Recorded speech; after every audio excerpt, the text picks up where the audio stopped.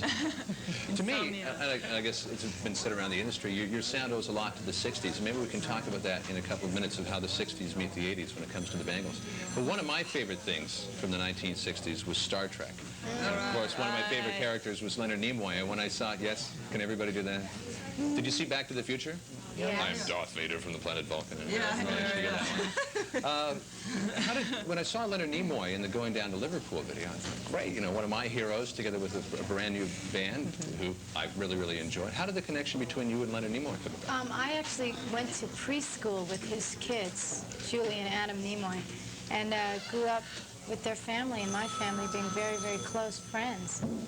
And neighbors, pretty much. It's that simple. Yeah, it's just family. It's a Hollywood world. So, hey, can you ask your dad if he can be in our video? Yeah, that kind of thing. Well, actually, I just called Leonard myself, you know, because why not? Yeah. I said, sure. Hey, we're having a barbecue. Can you come over? And by the way, would you like to be in our video? Pretty much. I mean, you know. He was very wonderful to work with. He was very excited about doing it. And he was very professional. Yeah. It's an interesting character that he plays. It's just fairly straight. He just basically no emotion. Which all he had to do was raise an eyebrow. Yeah, it was the eyebrow that stalled the entire video. Yeah, I was always trying to do that, you know, during the Star Trek days. How do you get the one eyebrow up? Only Leonard knows. And the video is also great, too, because every time you turn off the radio, well, he turns off the radio, the crew says, audio, check the audio. So, yep. Yay. That's what we want. They still do that? They still do that. They'll probably even do it today. From all over the place, here's the Bangles. This is Going Down to Liverpool on Much. So Much Music back with the Bangles. And the Bangles sound owes a lot to the 1960s. At least for me it does anyways. But it's definitely arranged in an 80s style. How did the 60s and the 80s meet within the band? It was an unconscious collision. It was just that's just what happens when we play. Sort of a cosmic experience. See, the thing is that we are music fans, and our first love was 60s music. Debbie and I grew up in the same household, being sisters, and our parents had the radio on 24 hours a day since I can remember, really. And when I met Susanna, it was really unusual to meet someone else who was my age and actually chronologically too young to know the 60s firsthand, but who actually did, because in the same way she grew up in a family that had music on all the time. And so the Byrds, Dylan, Marianne Faithfull, you know, Dusty Springfield, all these things were our childhood and the reason for living, really. And so when we started playing music, you know, that's what came out, that kind of inspiration. But I think that what do you do to the music to make it a little bit different? Perhaps a little more rhythmic than it used to be? People are making records differently now. I mean, in those days you were doing 3 and 4 track record. I mean, Sgt. Pepper's was recorded on a 4-track, bouncing down. You know, now you've got 48 tracks, and yeah, you do have to. And there's millions of machines that you're competing with, so drum sound is really important, and you sort of have to be concerned with those things. But I used to notice in a lot of recordings from the 60s that the drums were either buried or the vocals were brought way up on top. It was very snappy sound. And by the time they bounced it all down, the drums went clear, you know. You just hear the hi-hat going. Because you recorded, so I think it's really a lot of the process has changed, and that's really affected the sound. Do you try to make things a little more rhythmic? Well, that's important. Yeah, it is important. Feel is what's important. I think that whether you have to get it on a drum machine or just get the right feeling when you're playing it, that getting the right feel to the song is more important than it being perfectly in sync. Yeah. And I'll always feel that way, which is the problem now because everything is so regulated by machines, you know. It's like the human feel, the human touch is important with our sound. I think it's not all electronic. It's more of the human touch, I'd say. So it's kind of a struggle for us, you know, because we're struggling against technology. We don't want to resist it because we want to use it to our benefit. But on the other hand, our first inclination, our real instinct is just to get up there and bash away, you know, which obviously our time is not going to be perfect, so the sounds will not be perfect, you know. Well, mistakes. So it's always sort of a conflict with us when we're in the studio, you know, trying to get that balance going. With the new technologies, it would be so easy to lose your identity. Like the latest craze is you sample, say, John Bonham's drum sound. Of course. So Debbie can take the day off while you lay down John Bonham's drum. I'll go you know, hiking or something. I'll sample Townsend, and, you know, we'll sample, you know, I mean... I love listening to the weird quirk. I was quirks on old records. I was just listening to a tape with my Walkman of I Feel Fine, and you can hear somebody coughing in the beginning. the snare drum rattling. It was in the room when that feedback on the guitar was happening, and you can hear all these things. But you feel loud like you're and there. clear. You feel like you're there, and like in the living room, they're playing in the living room in front of you, because it's more of a human, intimate thing, I think, Yeah. than as all the sterile sounds. So you try to keep some sort of element of that Yeah. uncertainty. Yeah, in it. hopefully. Yeah, hopefully. Well, maybe I can come in and cough in the next session. Great. You got great. it. No You're problem. welcome. Those little special thanks credit right on the end. Coming.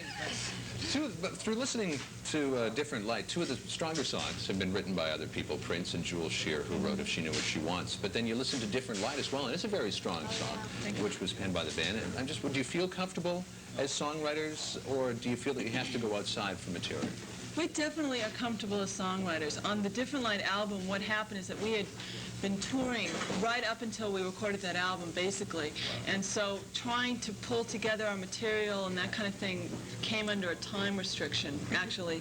And another thing about the Bangles is that we've always gone outside for material, even from the first day we got together. You know, the first thing we played together, I think, was White Rabbit, you know. Yeah. I mean, literally, we've always grabbed onto good songs from other people. We're not afraid to do that just because, okay, I'm a songwriter, I need to feel, you know, that I want to be identified as a songwriter, so I'm not going to sing anyone else's music except for mine. You know, I mean, that's fine. But you're also ignoring a lot of great material if you do that. So you've always been open to anything that's good. Oh, yeah. And what, you can get people like Prince and Jules Shear to... No problem. Hey. Hey, why not? Why argue? Not too bad. Okay, why don't we go to the Jules Shear tune? Great. Okay. All right, from Different Light, here's the Bangles. This is If She Knew What She Wants. From Different Light on Much Music. You have a new video coming out soon. Yes, we do. Yes. We like this one. This is actually this is the European version that you just saw, ladies and gentlemen, and Much Music will be getting the American version very soon. Yes, we understand that they Look don't like forward the to European that. version too much. We'll know what We'll change it. We'll change it. So look forward to that. But Walk Like an Egyptian is our new single and our new video, which we shot in New York while we were on tour. And had a good time. It's directed by Gary Weiss, who directed all those wonderful short films for Saturday Night Live. And he also Including the did dog Rebels. eating peanut butter, right? Exactly, yes. Yeah. And the artist and the cat that got stoned. And Yeah.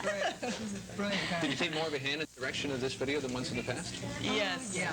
Well, Gary we trusted because we really admired his work hit it off so with much. him pretty Yeah. well. It's But funny- we funny guy. were able to sit down with him, tell him what we wanted to do, work things out, and we're very pleased with how it came out. It's very humorous, Right. tongue-in-cheek humor. Well, we look forward to seeing it. That should be coming our way probably in about a Very week. soon. Yeah, soon.